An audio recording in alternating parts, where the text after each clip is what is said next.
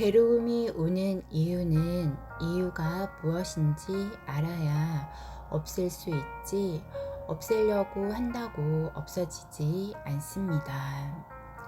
우리가 어떤 공부를 하러 학교에 가도 어떤 학교에 갈 것인가 묻는 시대입니다. 무엇을 할 것인지 묻는 시대입니다.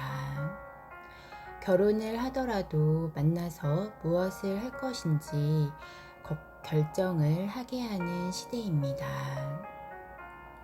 친구를 만나도 시간을 주어서 우리들이 결정을 하게 하는 시대입니다. 잘못을 해도 내가 그것을 경험을 하게 되는 것입니다. 잘했어도 내가 알게끔 해주는 것입니다. 우리가 왜 고민거리가 생길 일을 지금 했는가? 명분이 없이 이념과 명분을 가지고 그것을 선택한 것이 아닐 때 가기는 갔는데 거기서부터 고민이 생기고 헷갈리는 것입니다. 그리고 여기에 힘이 안 실리는 것입니다. 어쩔 수 없이 간다고 했을 때는 힘든 일이 생기는 것입니다. 그냥 간 것입니다. 회사에 가면서 돈을 벌려고 간다면 주위에서 두드립니다. 이제부터 회사 다니기가 힘들어집니다. 회사에 가든 친구를 사귀든 그 친구를 사귀기 위해서는 노력이 있어야 합니다. 어떤 학교에 가려면 그 학교에 대한 것을 노력을 해서 명분을 찾았을 때 가야 하고, 내가 어떤 명분으로 무엇을 하고자 하는 이유가 있으니까 노력을 해서 들어가야 합니다.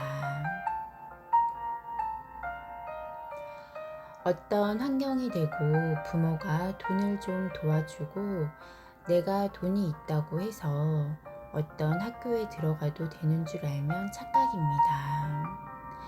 내가 그 어려움을 다 겪어야 합니다. 사람을 만날 때 그냥 만나서 좋아졌다면 분리해 놓습니다. 아픔을 주어서 분리를 해 놓습니다. 자연이 그렇게 허술하게 운영을 하지 않습니다. 직장을 들어갈 때도 노력을 해서 나와 맞는지, 이 직장에 들어가서는 앞으로 무엇을 하기 위해서 이 직장을 선택을 해서 정확하게 연구하고 노력을 해서 선택을 해야 합니다. 학교 어떤 단체도 마찬가지로 노력을 하지 않고 가면 그런 힘든 일을 겪으면서 아픔을 겪으면서 이런 것을 경험하게 하는 것입니다. 명분 없는 짓은 하지 말아야 합니다. 결국 그것은 고생으로 따라옵니다. 후천 시대는 정법 시대입니다. 정법 시대는 바르게 살아야 하는 시대입니다. 하나를 하더라도 힘이 들더라도 명분 있는 짓을 하고 하늘이 도와주고 사회를 움직여서 힘을 주게 만들 것입니다. 조금 늦어도 좋으니 명분이 없는 짓은 하지 말아야 합니다. 명분을 만들어서 그 명분 있는 짓을 하라는 것입니다. 사업을 하더라도 명분 있는 짓을 해야 합니다. 이런 것을 이제부터 찾아야 합니다.